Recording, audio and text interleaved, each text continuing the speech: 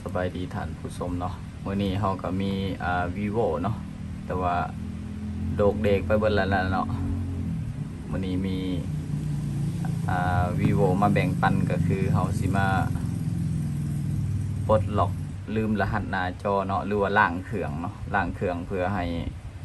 รหัสหน้าจอนี่มันหายไปเนาะคือมันติดรหัสหน้าจอเนาะลูกค้าเอามาให้เนาะเอาขีดไปมันก็บ่ถึกเนาะนี่สิประมาณนี้เนาะที่จริงเลยก็บ่ถึกเนาะมื้อนี้คือเฮาสิวิป data เนาะวิป data โดยที่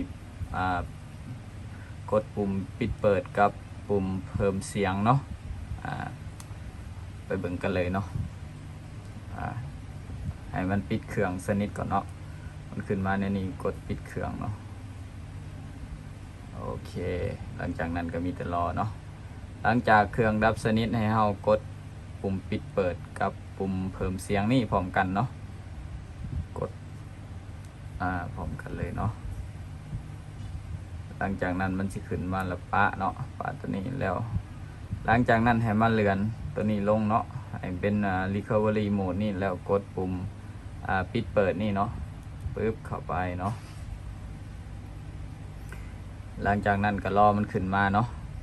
อันนี้ถ้าว่าเครื่องบ่มีGmail ซิงอยู่ในเนาะแมนสามารถปลดได้เลยเนาะแต่ถ้าเครื่องใดมีมิวที่ซิงอยู่ในเครื่องเลยแมนได้ปลดมิวอีกครั้งเนาะแต่ว่าเฮามาลุ้นนำกันเครื่องนี้ว่ามันสิมีมิวบ่หรือบ่มีมิวเนาะมาเคลียร์ data เลยเนาะคือตัวนี้เนาะกดใส่โต๊ะกาไม่พอยนี่เนาะหลังจากนั้นให้กด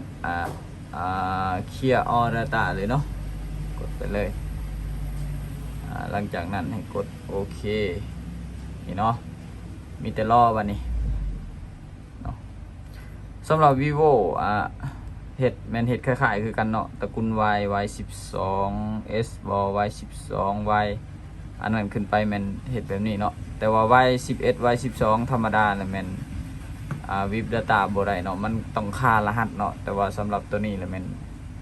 วิปได้เนาะตัวนี้เนาะเคลียร์แคทตัวเทิงเนาะนี่เนาะหลังจากนั้นให้กดแบ็กอัพเนาะแบ็กอัพแล้วมากดรีสตาร์ทนี่เนาะแล้วกดโอเคนี่เนาะ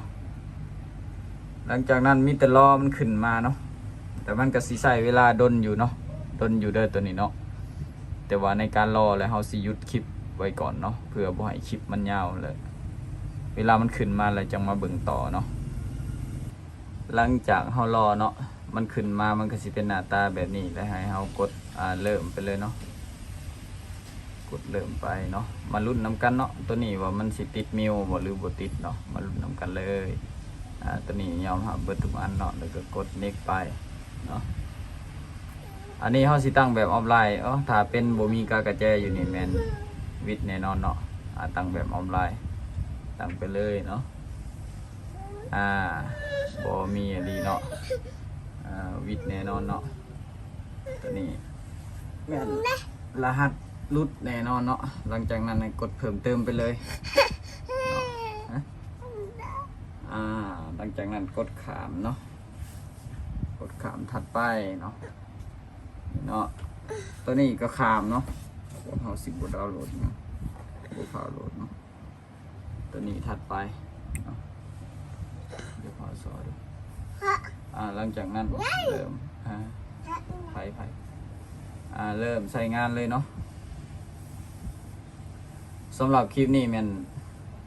ปลดรหัสหน้าจอเนาะก็คือผ่านลอยเลยเนาะผ่านลอยเลยก็คือบ่ติด Gmail เพิ่มเนาะฝากกดไลค์กดแชร์หน่อยเนาะถ้าว่าคลิปนี้มีประโยชน์คลิปนี้ใจหลายๆ